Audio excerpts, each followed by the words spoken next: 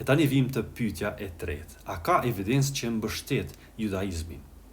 Kur historianët studiojnë ngjarje të lashta, zakonisht nuk kanë një provë të vetme që vendos gjithçka. Në vend kësaj, ata shikojnë shumë linja evidencash që së bashku tregojnë nëse një histori është e besueshme. Dhe në rastin e judaizmit, disa prej këtyre evidenca janë mjaft të interesantë. Së pari është evidenca arkeologjike. Ne kemi mbishkrimet si stelet e Tel Danit dhe të Meshës që përmendin shtëpinë e Davidit, duke konfirmuar se figura e Davidit është pjesë e historisë reale të rajonit. Së dyti, kemi evidencë për praninë e popullsive semite në Egjipt në kohët e lashta. Zbulimet arkeologjike në Avaris dhe dokumente si papirusi i Broklinit tregojnë se njerëz me origjinë semite jetonin dhe punonin si sklever në Egjipt. Kjo përputhet me sfondin historik të rrëfimit biblik. Por evidenca nuk është vetëm arkeologjike, është gjithashtu edhe tekstuale. Në vitin 1947 u zbuluan rrotullat e detit të vdekur.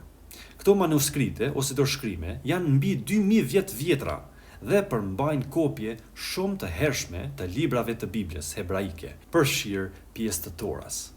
Kur studiuesit i krahasuan këto dorëshkrime me tekstet që kemi sot që i përdorin, zbuluan se ato janë ruajtur me saktësi të jashtëzakonshme. Kjo tregon se tradita hebraike e kopijimit të tekstit është shumë i kujdesshëm.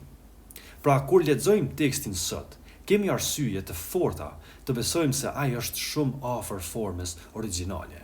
Dhe kjo është e rëndësishme, sepse nëse teksti është ruajtur me besnikëri, atëherë pretendimet historike që ai përmban mund të shqyrtohen në mënyrë seriozisht. Pra, kur i aplikojmë tre pyetjet tona judaizmit, logjikisht shohim që pretendimi është i qëndrueshëm. Historikisht është i lidhur me ngjarje reale dhe figura historike. Dhe nga ana e evidencës kemi arkeologji dhe manuskripte që mbështetin seriozisht.